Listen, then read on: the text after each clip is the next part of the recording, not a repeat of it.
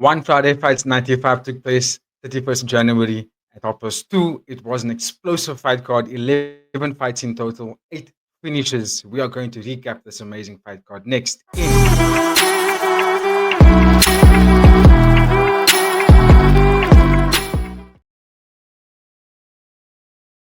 Welcome back to Fighting with Friends. It's your boy, Brother Gaio, back with another recap of One Friday Fights 95.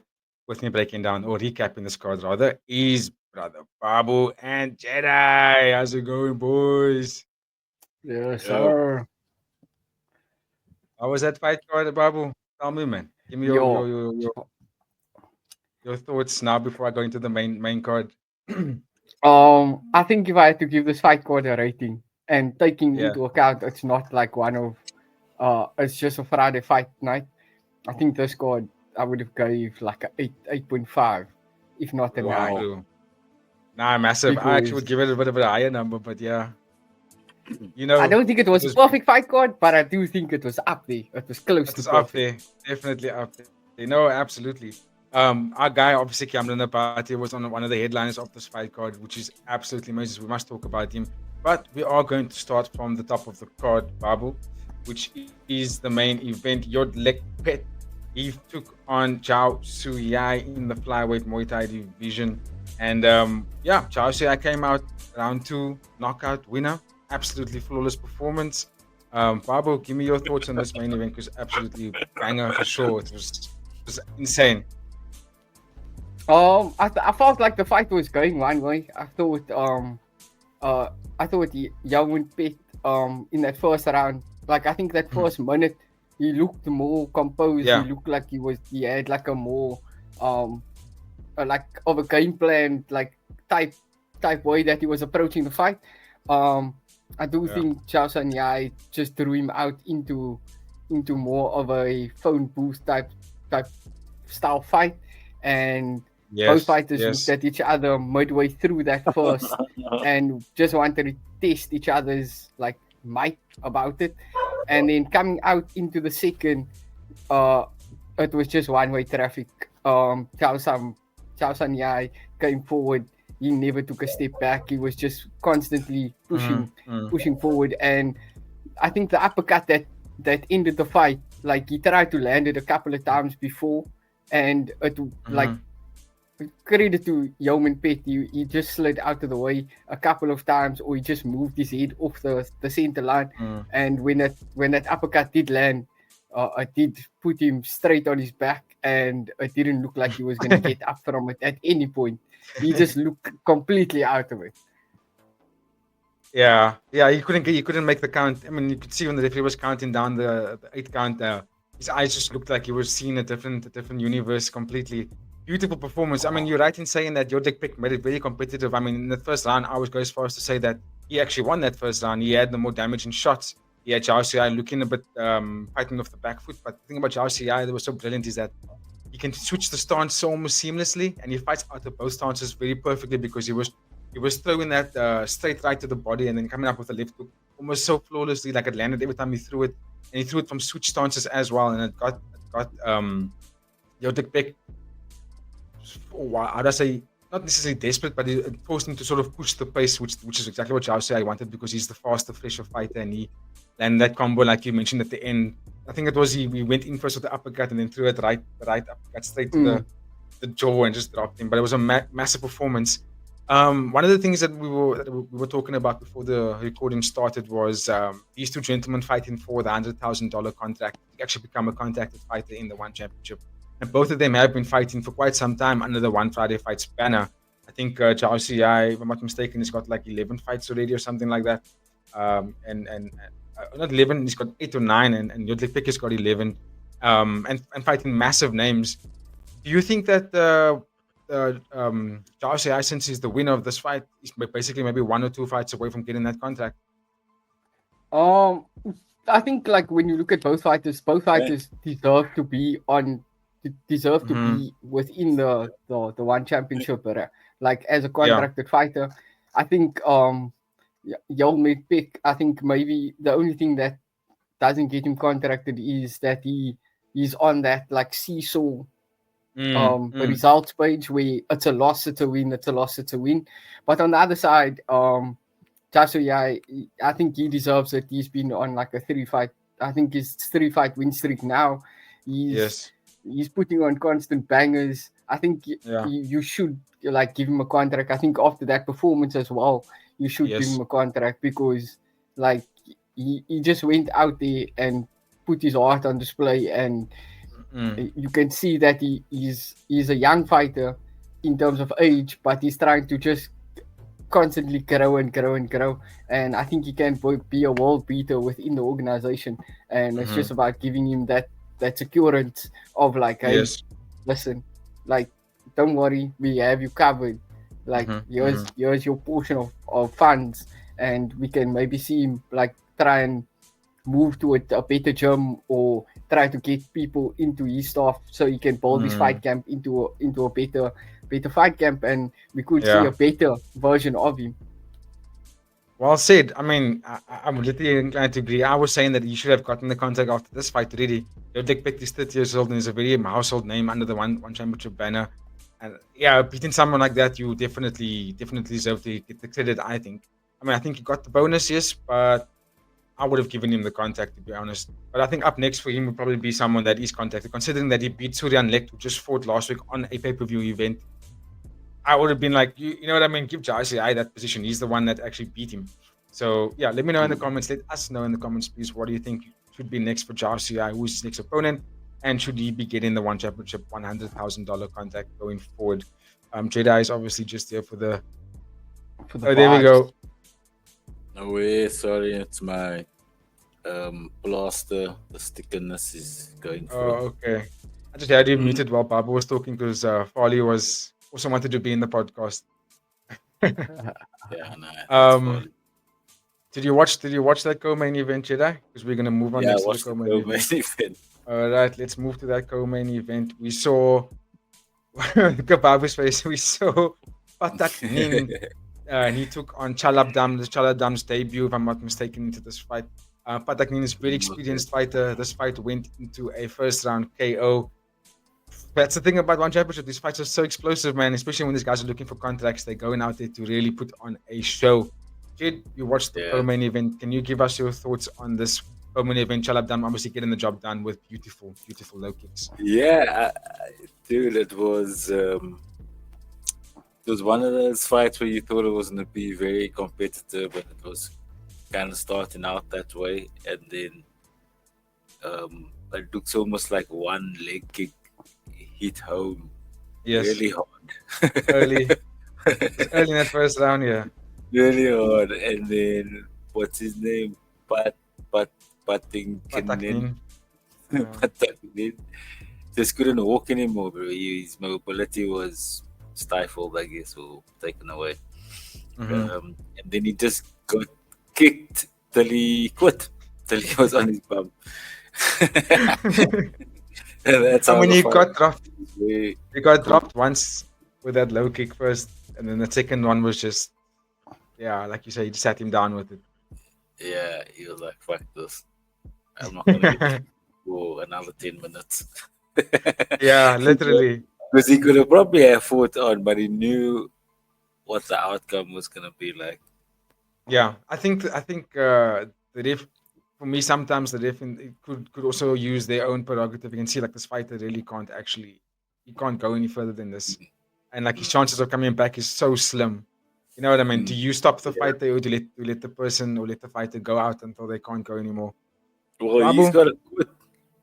Yeah, he's got to quit. Yeah, which he did. Which was a good finish. Yeah. Babu, give us your thoughts, my brother. This fight was obviously insane.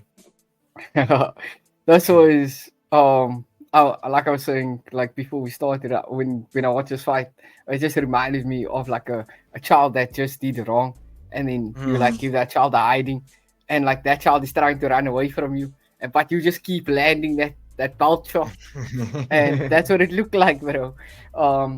Chalamdam, but like I think the second or third kick landed like on the ankle.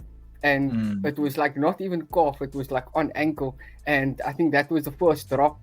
And then after that, I think he just saw like, oh, like your leg is compromised. and then every other kick was straight to like your quad section, and like I do think it was like a soft way to go to like. He didn't seem really that much hurt in the fight, but I do think it was the smart decision to say like, hey, I'll fight another day, because it could have ended up so much worse if you stayed in that fight, because it looked like Chalamdam really had just one game plan. It was to literally break your leg, and your knee could have been blown out, your ankle could have been snapped. Either one of those things could have happened, and Chalamdam just put on a beautiful performance, and he just showed like, my legs are built from something different, and if you think you can check it, I don't think you know the power that's coming through.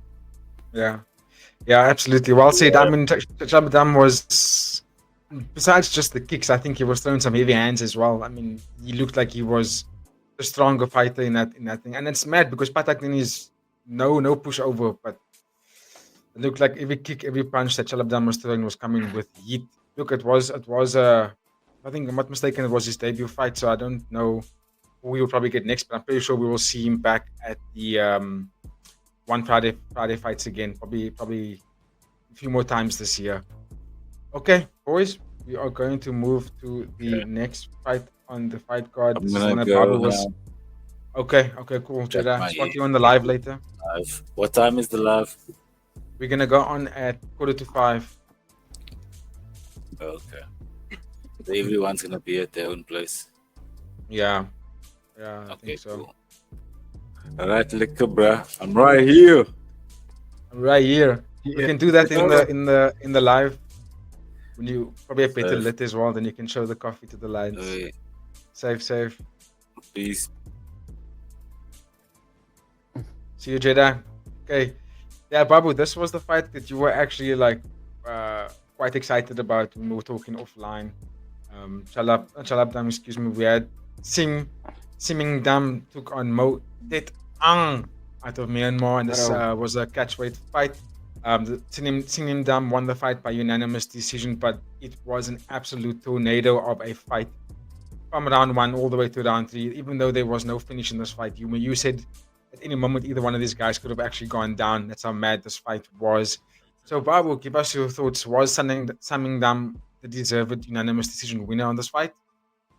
I think just coming into the fight, like off workouts alone, I thought Samingdam was he looked quite huge in comparison to Htet Aung. Oh, I'm glad you said that.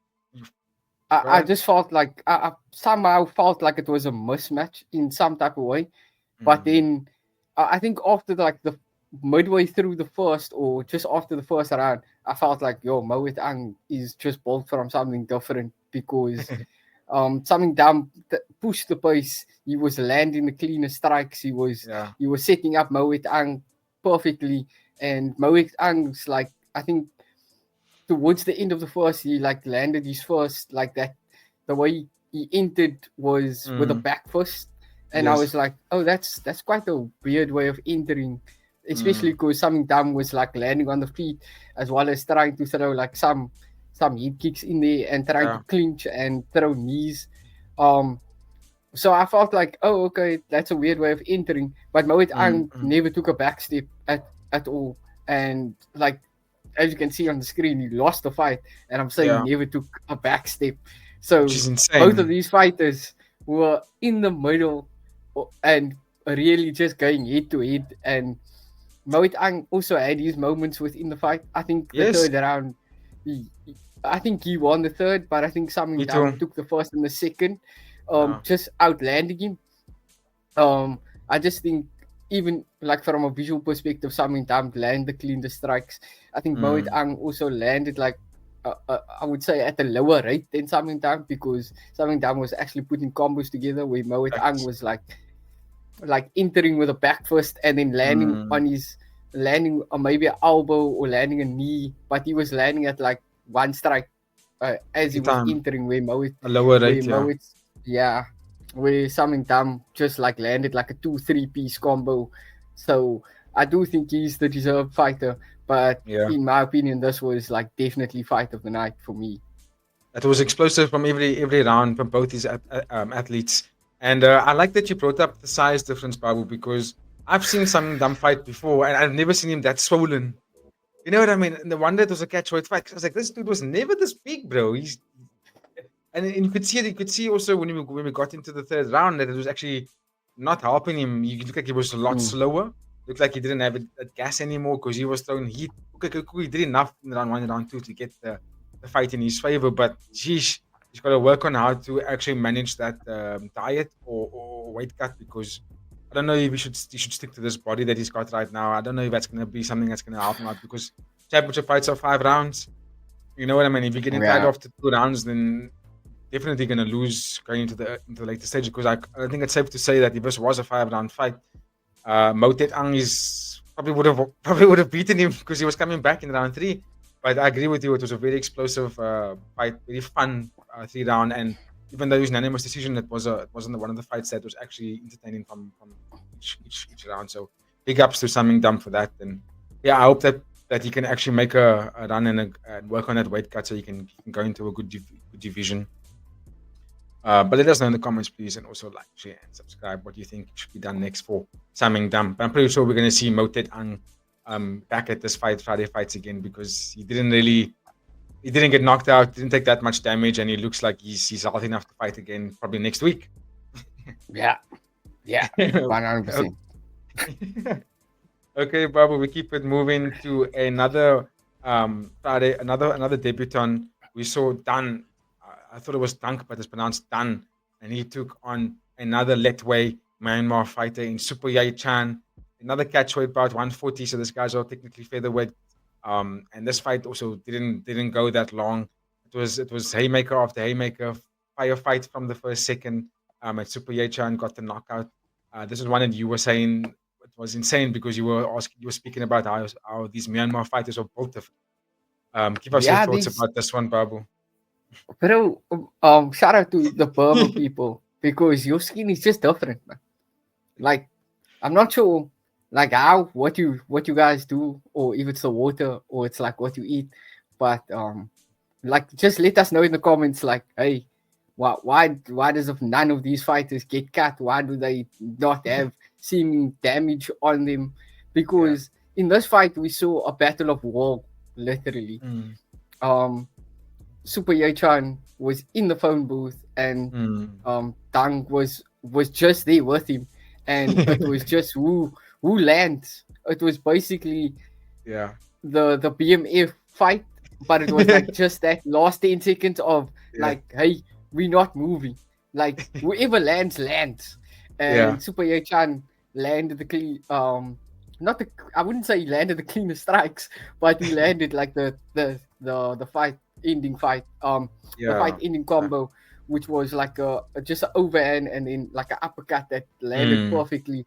And I don't even think Dang was. I think if his body never gave up, he would still be fighting, because it just seemed like his legs gave a bit out on him, and the ref stepped in. But what a performance from Jaosuayai Chan. I think that's a performance that goes on your highlight reel. Is it a smart way of fighting as a young fighter? I don't think so.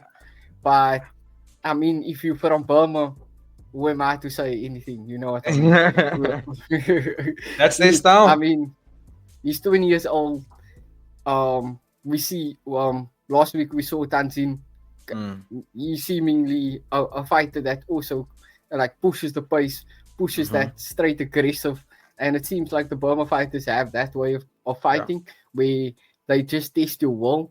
And if like Jaosuayai Chan is 20 years old, he still has, I would hope, a long career ahead of him. And I think we just in store for banger after banger after banger with him, because that was a performance, bro. That was a performance. Look, he's in a very, if 140 pounds is the weight that he's gonna go with, which I know it says catch weight there, but I don't think he's 140, to be honest with you. I think he's a bit below that, which is not he's not the biggest 140 pounder. But if he is going for that weight, it's a scary division to fight in, because there are killers in that division. But for this fight, we have to give props to him.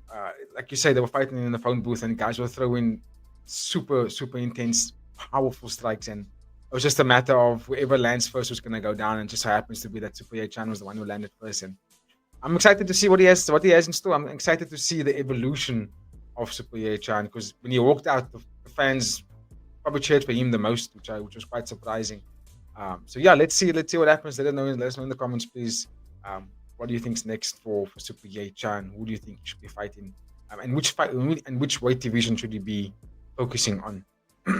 Right, Babu, we're gonna move on to another bout that ended very quickly. Well, I could went to the second round, but it ended early in the second round as well. We saw Padejsuk taking on Danila Vasilikhin, the Russian, also very young Muay Thai practitioner. He is the former Russian Muay Thai champion. But Padejsuk just looked like he was bigger, more dominant fighter. It looked like he was composed in every way. I think it was early in that fight where he started making Vasilikhin know that he's gonna dominate the fight by throwing that pump left kick to the body, left knee, and even that left straight, and all of it kind of landed at will. Can you give us your thoughts about this fight? Because now it's back-to-back losses for Danila Vasilikhin, but I think he shouldn't hold his head down. I mean, he should be patient with himself. He's also very young, but a good performance from Padejsuk. I think like I think for him it's just about getting climatized. I'm sure it's like he looked like he had good movement, and he was trying to like basically pace the fight out, where Padejsuk just looked like, I want to end this fight, and Padejsuk never like did any angle movements. He was just landing straight in front of you, and he was walking straight.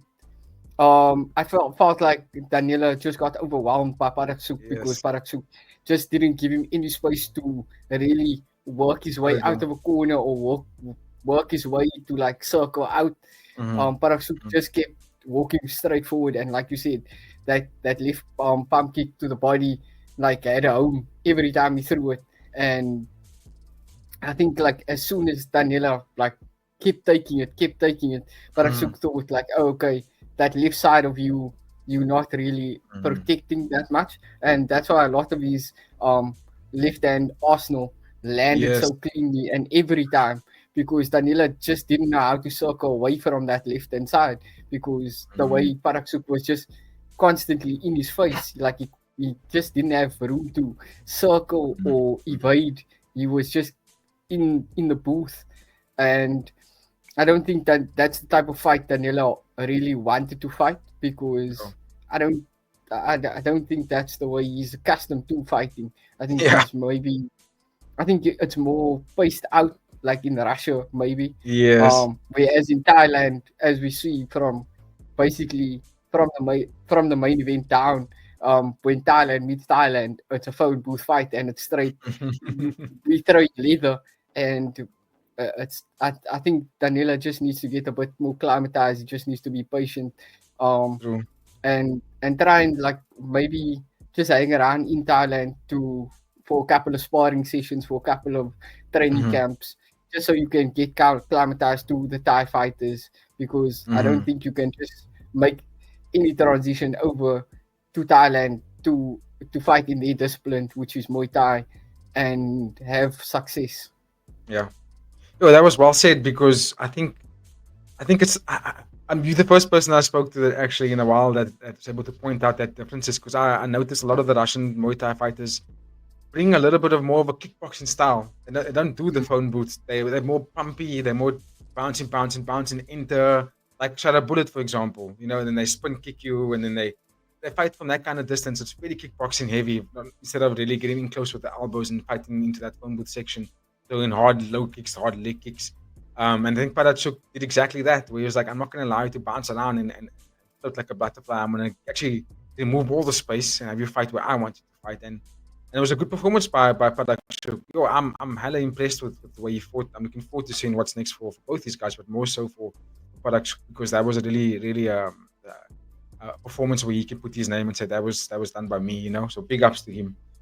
All right, Babu, let's keep it moving to the other fight that took place before that. this was also insane fight from the pace from these guys. And I noticed that it was also at catch weight, but look at the weight size, 117 pounds, 53 kilograms. These guys are quite small, but oh my goodness, what a fight! Jaroenporn, this was his debut at one championship. And Fahjarat, for me, it looked a bit like he wasn't even ready yet. It looked like he didn't show up to the fight. It felt like he was 2 or 3 steps behind from the moment when the bell rang to start the fight. It just felt like he wasn't ready for anything that Jaroenporn threw. Or Jaroenporn was just in the matrix and he just knew exactly what to throw and when to throw it, because there was nothing that Fahjarat could actually make the fight in his favor. He was just on the back foot every single moment until that point in round two where he threw a right hand and caught Jaroenporn coming in and rocked him. But then Jaroenporn reversed that literally within seconds with an elbow and then an uppercut and then a straight right and then ended the fight. And I was like, what the hell did I just watch? What sequence was that? Could you give us your thoughts, Babu, on this one, bro? Because the fight was so quick for both rounds that you have to watch it almost 3 times to see what was actually going on, because these guys were fighting in a phone booth, like you say. But that's bunnies, just that's bunnies. Yeah. I actually think Farhat, so Japan, he like that first round, I felt like he had his movement down a little bit. He was trying to bounce, and then Jaroenporn was landing, and I don't think Farhat had like a answer to I don't think he's a counter striker. I think he's more the type of fighter to lead the fight. And now that Jaroenporn put him on the back foot, it just didn't seem like he knew how to adjust to it. And then I felt like at the end of the first, I felt like I thought maybe get some coaching going, get some game plan of how to just evade and work your way in, instead of just like you said, he caught him with that elbow and then he tried to rush him. But every time in that first round, Jaroenporn was up for the every time Fahjarat came forward, Jaroenporn was just there to meet him. So I felt like he maybe shouldn't have just took a step back after that elbow and then measured how I'm going to keep landing good shots on you and clean shots on you. And I felt like he just rushed in, and then Jaroenporn recovered and then straight put him on the back foot. And once he was on the back foot, it was basically done, because anything he could have landed, literally anything you wanted to, because he landed like that staggering shot. He moved back, and I felt like Jaroenporn could have just threw a couple of knees to him, and he would just fall over because he was so off balance. Yeah, there was a knee that he did throw in that towards the ending of that sequence when Jaroenporn when he was getting chased by on Fahjarat, when he was getting chased, he reversed the position and got Fahjarat into the ropes, and then threw a right side jumping knee to the guard. And I was like, what is this man doing, bro? He's literally in a video game, the way he was selecting those shots, pulled back, threw a left uppercut, and then just threw a right straight, and then that right straight made Fahjarat look like he was just all kinds of he was out of the matrix. I was like, no ways. What a performance. Ladies and gentlemen, please, if you're going to rewatch this fight card, it is on YouTube. Go check it out. It was just something so out of a video game. You have to really watch it almost in slow motion to see the weaponry and the arsenal selection from Jaroenporn in that fight. Amazing. For a debut, I'm marking that name. I'm writing it down. I'm looking forward to see his next performance in the One Championship, because that was just absolutely insane. But okay, Baba, we're going to move to the last recap fight of this fight card. The one we were looking forward to the most is the number one fan of Fighting with Friends, Kiamran Nabati, the rightful number one contender. And he took on a legendary Ferrari Htet in a bantamweight Muay Thai bout. And Kiamran made light work of Ferrari in that first round, catching the leg kick, right straight, left hook, into the fight with and that was his famous left hook. Into the fight right there and called out for the title shot. And I think he needs to get the winner between Superlik and Nabil next. Give us your thoughts, Babu, on this fight, please. This fight. I just felt like the same thing that we saw with Islam Makhachev versus Manny Moicano, and there's levels to this game. Yeah. I felt like Kiamran came out and showed that exact same thing. He was like, I know this is a legend. I know that you think that this will be competitive, but I am in title contention. I am supposed to be a champion within this organization. Let me show you why. And he literally showed you why, because it was a I don't even want to say it's a dominant performance, because it was just a masterclass clinic performance. Yeah. It was this is how you adjust to Thai fighting. Like we spoke earlier about Danila. Danila.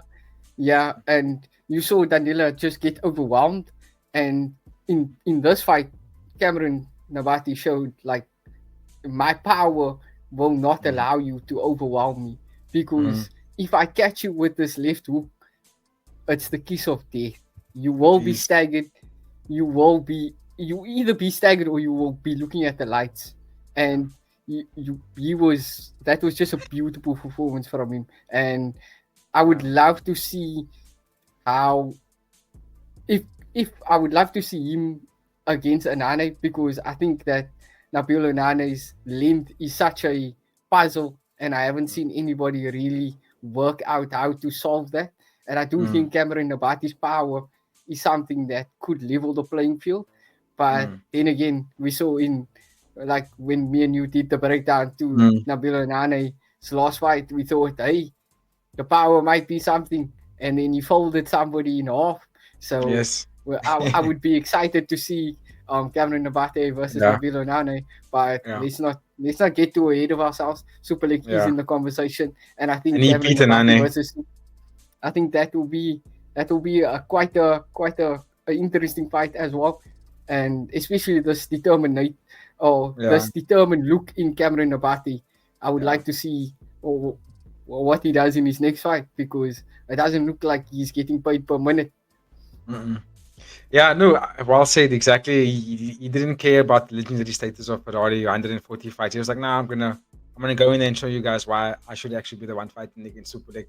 I personally believe that he would be a perfect opponent for both Super League and Kiamran, Nabil Anane. Even though we're talking about the power, I think what Kiamran has over Nico Carello is he knows how to distribute that power in his shot selection. He doesn't just try and bulldoze opponents. Kiamran's very tricky.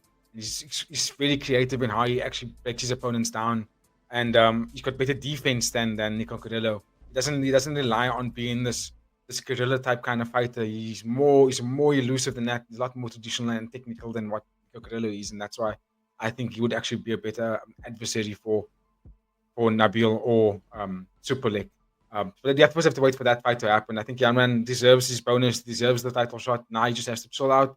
Doesn't have to wait for any call outs. Just chill, train, get the winner of the fight between Super League and Nabil. As for Ferrari, I think he's probably still gonna be this legend. It's not gonna hinder any of what he's done in the past. He's probably gonna fight again under the One Championship banner for sure. But that is our time, Babu. Let me just quickly run through some of the other fights that took place on this card. Mustafa Al-Takriti beat Edward Saiku. Edward Saiku is not a bad fighter, and I thought he was going to win the fight, but Mustafa came in there and actually showcased a very good stand-up game, and I was very impressed with his performance. The fight that took place before that between Mui and versus Muga Saito. I don't even know where to begin to describe this fight. All I can say is please just go watch it, because it's one of those fights where if you want to see a comeback performance in combat sports, you need to go and watch this fight, because Imui came back out of hell and he brought it back and got his hand raised at the end of this fight. Nearly double knockdown, but he made his way back. Crazy fight. And then the fight before that, there were two ladies that took place. Moa Carlson took on Kana Marimoto, the former K1 champion, and this was an atomweight kickboxing bout, and Kana Marimoto won the fight by unanimous decision, setting herself up to take on Padejsuk for the atomweight kickboxing world title fight at 172. Also, the fight that opened up the card before that was an amazing performance from Robson de Oliveira. He versed Koihei Wakabayashi in the strawweight Muay Thai bout, And Robson is a dog, dude. I think that he should definitely be ranked in the strawweight division now after having back-to-back performances, just putting out guys. Masterful fight. He successfully landed the rear naked choke over Wakabayashi, and I think he should definitely be considered a top contender. Give him someone in the top 5 next. Please give him someone in the top 5 next, because that fight, that performance is deserving of a top 5 contender, possibly making himself go for a title run. All right, Babu, that is our time. What's going to be next from the Fighting with Friends? We are going to be doing a live later today for the UFC fight card. Let me just bring that up on screen quickly for you guys. It is UFC Fight Night in Riyadh, Saudi Arabia. Adesanya is taking on the number 5 ranked middleweight in Nasruddin Imavov, and it's taking place at 4 p.m. South African time. Our live stream will be going on at 3:45, just due to some power outages here in South Africa. But we will be live after the first fight for sure on our YouTube page. So stay tuned for that. Babu, let me just add this to stage so the people know what we're talking about. There we go. It's fight day. So stay tuned for our live, ladies and gentlemen. On that note, Babu, any final thoughts for the One Friday Fight 95 cards before we close off? Just a beautiful card. Like we started this. Just we need more fight nights like this. We see 8 or 9 finishes out of 11 fights, and it just keeps us on our toes. Absolutely. Okay, looking forward to seeing you later, Babu, with AD when we're doing our live. Everyone else also out there, you've been this far. Don't forget to like, comment, share, and subscribe. And looking forward to seeing you all when we do the UFC Fight Night live. On that note, stay safe, stay blessed. We'll see you then. Cheers.